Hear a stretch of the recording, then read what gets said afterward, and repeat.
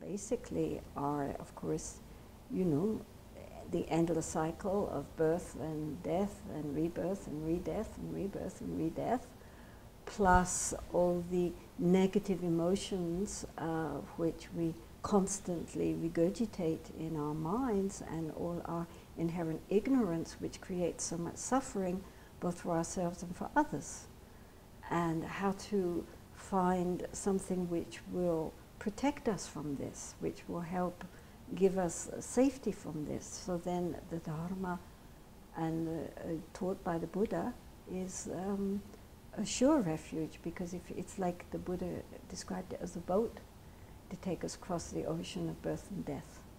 So, you know, all those refugees climbing on board the boat to go to the other shore. So this is what the refuge is about. Nowadays in the West, what really draws people to Buddhism is not only that it's very practical and it makes a lot of sense, but also practices such as mindfulness. Because even psychology nowadays is becoming very interested in the idea of developing our attention, being able to be present, becoming more conscious of our body and our speech, and especially of our thoughts. And so the various techniques for helping people to maintain this mindfulness, this awareness, goes far beyond the borders of Buddhism nowadays. Everybody's going in for it. And also, of course, Vipassana meditation, insight meditation. Many people who are not Buddhist at all, you know, Christians, Hindus, atheists, agnostics, anybody can benefit from these techniques. And I think this is a great gift that the Buddha Dharma is giving to the West. Techniques for how to deal with the mind skillfully. So these are skills that we're learning. Mm-hmm. And could you just talk a little bit maybe about what is Vipassana as an example, just a touch? Well, Vipassana just means insight. And so it's insight into the mind. You know, everything which we know through the mind.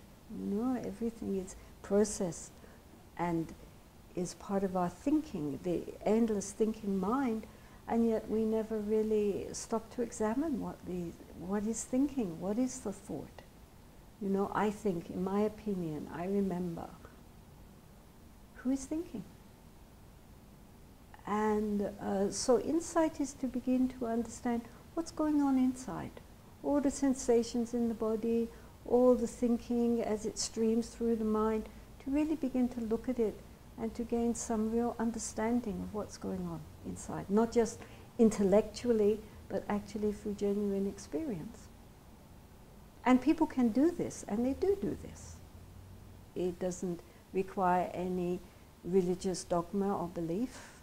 It's just a matter of learning how to turn one's attention inside and look at what's going on.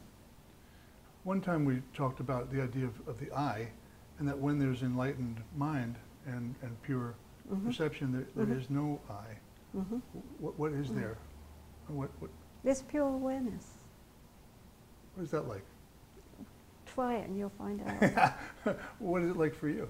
No, it's what's it like for anybody. I mean, it's a level of consciousness which is beyond the ordinary thinking mind. It's like waking up. You know, I mean, we think that we're awake compared with our sleeping state, but compared with a really pure awareness, we're still sleeping. And so it's a matter of a much more heightened sense of non-dualistic awareness. Normally our awareness, our mind, is by its nature dualistic. So there's I and other, right? In a state of pure awareness, there's no sense of this very entrenched sense of separateness which we feel as we are embedded in our egos. So therefore it's a much vaster, spacious level of awareness. So in a sense then we're genuinely connected, and we sense that, we feel that with all things, all people. Exactly, because you know, everything is much more intelligent and conscious than we normally think. Everything that we see, we solidify and deaden. Our ego naturally makes everything very heavy and solid and static. And awareness makes it all alive and vivid and flowing.